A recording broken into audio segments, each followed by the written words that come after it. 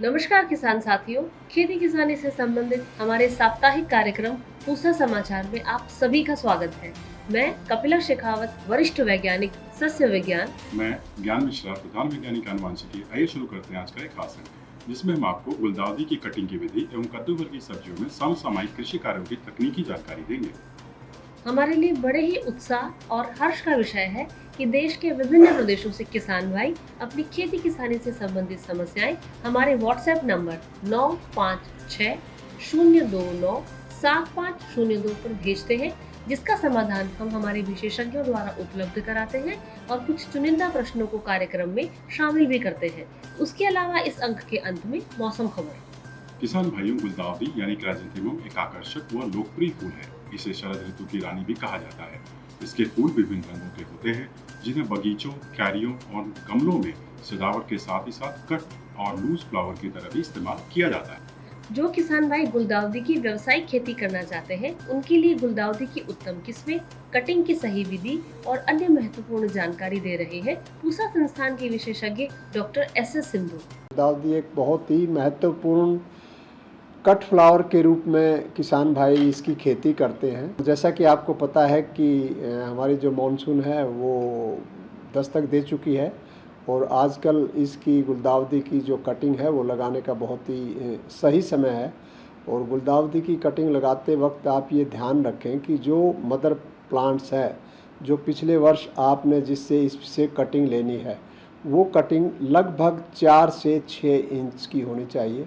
और वो soft wood cutting आप पौधे से तोड़ें और उस सॉफ्ट वुड कटिंग को पौधे से तोड़ने के बाद आप नीचे की पत्तियां हटा दें और सिर्फ 2 पेयर, 4 पत्तियां आप ऊपर वाली रखिए और इसको आप नीचे से सीधा कट दे करके और इसको कोकोपीट 2 हिस्सा, परलाइट 1 हिस्सा, वर्मिकुलाइट 1 हिस्सा, 2:1:1। इसको कोकोपीट, परलाइट, वर्मिकुलाइट को आप ट्रे में भरने के बाद इसकी आप कटिंग लगाएंगे। और कटिंग का जो निचला हिस्सा है उसको यदि आप सेराडेक्स, रूटेक्स, जो मार्केट में एक सफ़ेद पाउडर के तौर पे बीज और खाद की दुकान पर मिलता है, और बहुत छोटी सी एक डब्बी होती है जो कि 150 रुपये की आ जाती है। उसमें क्या होता है कि वो रूटेक्स है, वो रूटिंग हार्मोन है और रूटिंग हार्मोन को आप लगा करके सफ़ेद पाउडर के तरह का होता है, उसको आप निचले हिस्से को आप गीला करके लगाएंगे और उसके बाद इसको आप मीडिया में मिश्रण में ट्रे में जब कटिंग लगाएंगे तो उसकी जो रूटिंग है वो भली भांति से फले फूलेगी। इसके साथ साथ यदि आप व्यावसायिक दृष्टि से और बहुत ही बड़े पैमाने पर यदि इसकी खेती करते हैं या नर्सरी में इसके बहुत अधिक पौधे आप बनाते हैं, तो मैं यहाँ पे ये सुझाव देना चाहूँगा कि आप जो प्योर टाइप का हमारा इंडोल ब्यूटारिक एसिड है, जिसको कि हम ग्रोथ हार्मोन या रूटिंग हार्मोन के नाम से भी जानते हैं, उसका आप सॉल्यूशन बना लें और सॉल्यूशन आप 1500 ppm का बनाएं। 1500 ppm का मतलब हुआ 1.5 ग्राम, 1.5 ग्राम प्रति आप लीटर के हिसाब से सॉल्यूशन बना लें और आप एक बोतल में उस सॉल्यूशन को रख लें। और जितनी भी आप सॉफ्ट वुड कटिंग पौधे से तोड़ के लाएंगे मदर प्लांट से, उनको आप उसका निचला हिस्सा उससे ट्रीट करें और उसके बाद लगा दें। देखिए कि सबके पास कोकोपीट भी नहीं, परलाइट भी नहीं, वर्मिकुलाइट भी नहीं, तो दूसरा जो इसका विकल्प है वो है कि आप रेत में आप इसकी कटिंग लगा सकते हैं। जो बालू रेत होता है, जो नदी का जो रेत होता है, ठंडा होता है, तो आप उसमें लगा सकते हैं। वो भी आपके आसपास नहीं है तो आप इसको, एक मैं बताऊंगा कि धान का जो छिलका है और जितने भी हमारे राइस मिल हैं, उस छिलके को जला करके जो उसकी राख होती है उसमें भी इसकी कटिंग लगाई जा सकती है। और ये कटिंग आपकी लगभग 3 से 4 सप्ताह में तैयार हो जाएंगी और तैयार होने के बाद आप देखेंगे कि नीचे से जड़ बन चुकी होंगी और उसके बाद आप उसकी खेत में रोपाई करें, गमले में लगाएं या अपनी क्यारी में लगाएं और ये फिर आपका शरदकालीन मौसम में जो गुलदाउदी है वो आपका फूल देगा। और इसमें बहुत सारी प्रजातियां हैं और इसमें खास करके Tata Century, snowball white, snowball yellow और भी बहुत सारे प्रकार की, जैसे कि हमारी पूसा सेंटनरी है, वो भी एक अच्छी वैरायटी है, पूसा श्वेत है। आप खास करके जब कटिंग लगाते हैं या कटिंग लगा चुके होते हैं तो उसके बाद आप देखें कि बरसात में इन पौधों को ना रखें, इन ट्रे को थोड़ा सेमी शेड में रखें, बरामदे में रखें, थोड़ा सा प्रोटेक्टेड जगह पे रखें ताकि इसमें डायरेक्ट पानी ना गिरे।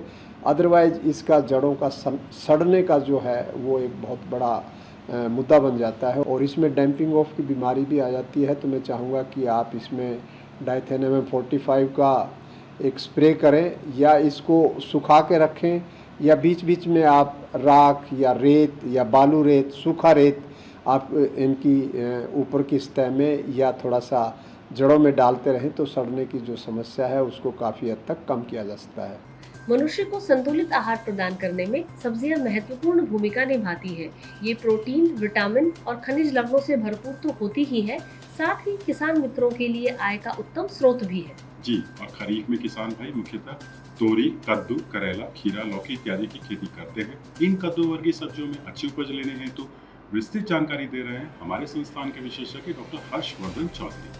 करेला में एक तत्व पाया जाता है चेरेंटीन, जो डायबिटीज के लोगों के लिए भी मददगार होता है। जो किसान भाई अगर बारिश के मौसम में इसकी खेती कर रहे हैं तो उन्हें सबसे पहले ये ध्यान देना चाहिए कि जो बलुई दोमट मिट्टी होती है वो इसके लिए सबसे उपयुक्त होती है।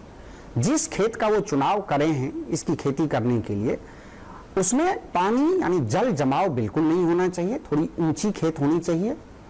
उसके बाद उन्हें ध्यान देना है कि फसल चक्र का बिल्कुल सही प्रयोग होना चाहिए, क्योंकि अगर हम एक ही खेत में अगर हम बार बार अगर हम कद्दू वर्गीय सब्जियां लगाएंगे तो जो उखरा बीमारी या उकठा बीमारी जिसको हम कहते हैं, जड़ों में लगती है, फ्यूजेरियम विल्ट, उसकी संभावना होती है। उसके बाद आपको ध्यान देना है कि इसमें आमतौर पे 20 से 25 टन गोबर की खाद डाली जाती है। अगर वो रुपाई या अंतिम जुताई से कम 25 से 30 दिन पहले डाल देते हैं तो अच्छा होता है।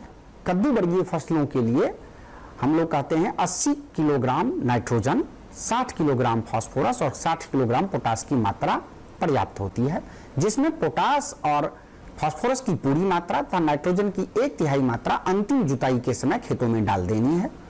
उसके उपरांत आपको इसमें नाली बना के हम इसकी बिजाई करते हैं। हमें यह ध्यान देना है कि करीब 40 से 45 सेंटीमीटर चौड़ी और 30 से 35 सेंटीमीटर गहरी नाली हम बनाते हैं, और एक नाली से दूसरे नाली के बीच की दूरी करीब 1.5 मीटर हम रखते हैं खीरा और करेला के लिए, और 2 से 2.5 मीटर हम रखते हैं अगर हम लौकी या तोरी या कद्दू, इस प्रकार की जो बड़ी बेल वाली फसलें होती हैं उनमें हम रखते हैं।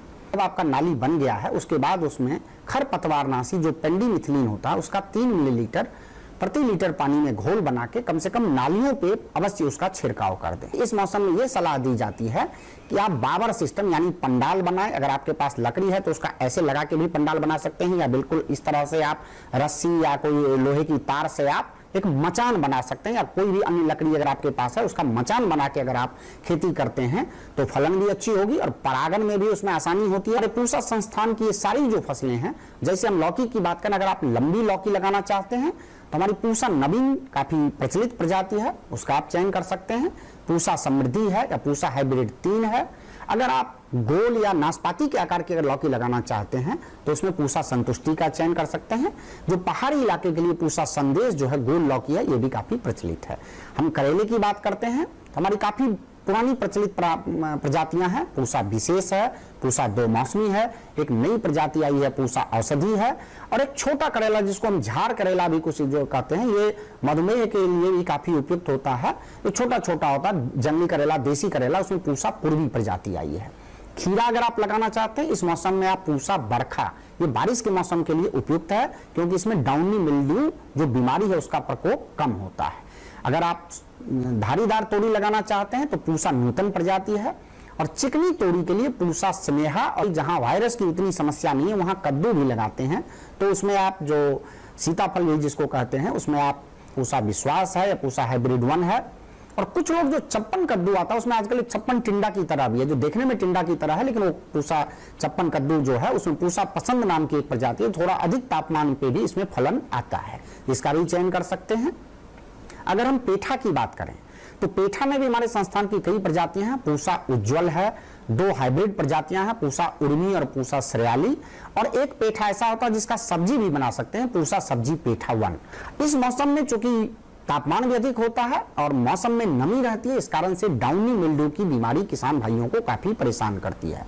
जब भी आप अपनी फसल लगाएं तो उस पर देखते रहें, जब भी अगर कोई भूरा धब्बा अगर आपको पत्तियों पे दिखे आप बिल्कुल सतर्क हो जाएं और उस के लिए आप डाइथेन M45 एक दवा है उसका 2 ग्राम प्रति लीटर पानी में छिड़काव कर दें। जिन किसान भाइयों ने अगर बिजाई नहीं की है तो बिजाई करने से पहले अगर आप अपने खेत के चारों तरफ अगर मक्के की अगर 3 लाइन अगर लगा दें, जो सफेद मक्खी है वो मक्के के पत्ते पे वो चिपक जाते हैं और आपको दवा का स्प्रे खेतों में कम करना पड़ेगा। तो पीला एक येलो स्टिकी कार्ड आता है उसको 10 से 15 पूरे खेत में लगा सकते हैं। और जो सफेद मक्खी है इसके नियंत्रण करने के लिए इमिडाक्लोप्रिड जो दवा है या एस्पिनोसैड है, इनका आप 10 लीटर पानी में 3 से 4 मिलीलीटर का घोल बना के इनका आप छिड़काव कर सकते हैं। बाद के समय में जब आप में फलन प्रारंभ हो जाता है उस समय में जो फल मक्खी होती है वो इस समय में काफी परेशान करती है। फेरोमोन ट्रैप आता है, मिथाइल यूजिनॉल का फेरोमोन ट्रैप आता है, इसको आप 10 से 15 मार्केट से आप खरीद के अपने खेतों में लगा दें। पूसा समाचार में अब समय है पूसा व्हाट्सएप सलाह सेगमेंट का, जिसमें हम आपके द्वारा भेजी गई खेती किसानी से जुड़ी समस्याओं का समाधान बताएंगे। जयपुर से कृष्णकांत मीना जी ने बाजरे में कीट की समस्या बताई है। आपकी फसल में शूट फ्लाई नामक कीट का प्रकोप हुआ दिखाई दे रहा है। इसके समाधान हेतु इमिडाक्लोप्रिड की 60 से 65 मिलीलीटर मात्रा को 200 लीटर पानी में घोल बनाकर 1 एकड़ की दर से सुबह या शाम के समय छिड़काव करें।